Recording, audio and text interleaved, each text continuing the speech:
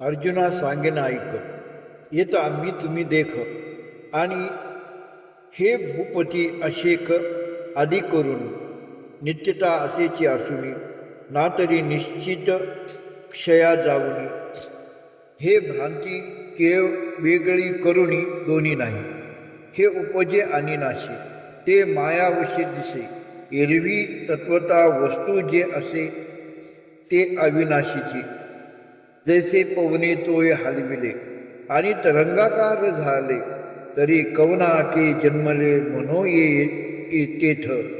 तेची वायूचे स्फुरण ठेवे आणि उदक सहज सपाट झाले, तरी आता काय निमाले विचारी पा.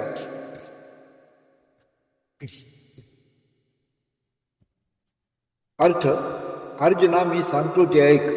येथे आम्ही व तुम्ही तसेच हे जमलेले सर्व राजे वगैरे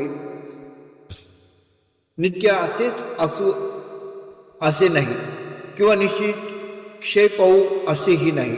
असणे व जाणे या दोन्ही भ्रांती आहेत.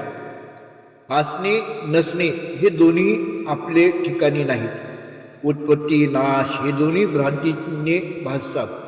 परंतु पाहिले असता जी मूळ वस्तू ती अविनाशी म्हणजे उत्पत्ती विनाश रहित आहे. ज्याप्रमाणे वाऱ्याने पाणी हल्ले असता ते पाणी तरंगाकार होते, तेव्हा येथे कोण जन्माला आले म्हणता येईल. आणि वारा वाहने बंद झाले असता पाणी पुन्हा पूर्ववत सपाट होऊन जाते, तेव्हा कशाचा नाश म्हणता येईल याचा विचार कर. गुणार्थ दीपिका. हे उपजे आणि नाशी, हे मायावशी दिसे. ज्याप्रमाणे पाणी हीच एक वस्तू आहे व तरंग हा त्या पाणी वस्तूचे स्फुरण आहे, म्हणून तरंग ही पाणीच आहे आणि पाणी या वस्तूहून तरंग ही वेगळे वस्तू निराळी नव्हे. तरंग उठण्यापूर्वी पाणीच वस्तू आहे, तरंग उठल्यावरही तरंगात पाणी हीच वस्तू आहे.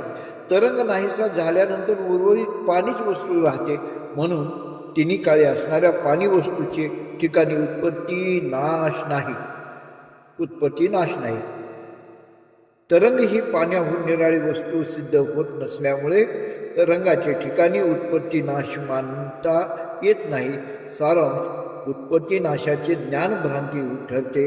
त्याप्रमाणे देहाचे आतमुक्त असलेले चैतन्यात्मक वस्तू ती देहादिक उपाधीहून अत्यंत निराळे आहेत, म्हणून देहादिकाचे ठिकाणी दिसून येणारी उत्पत्ती नाश त्या आत्मवस्तूचे ठिकाणी मुळीच नाही.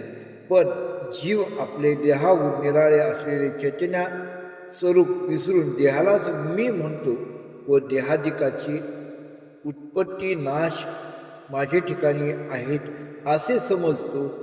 वास्तविक चैतन्यात्मा सर्व काळी असणारा आहे, म्हणून तो उत्पत्तीत नाही होत नाही व नाशही पावत नाही, आणि तो अद्वैत स्वरूप असल्यामुळे म्हणजेच त्याच्या वाचून दुसरी कोणती खरी किंवा खोटी वस्तूच नसल्यामुळे देहादी वस्तूची व त्यांच्या उत्पत्ती नाशाची जाणीव ही भ्रांतीच ठरते.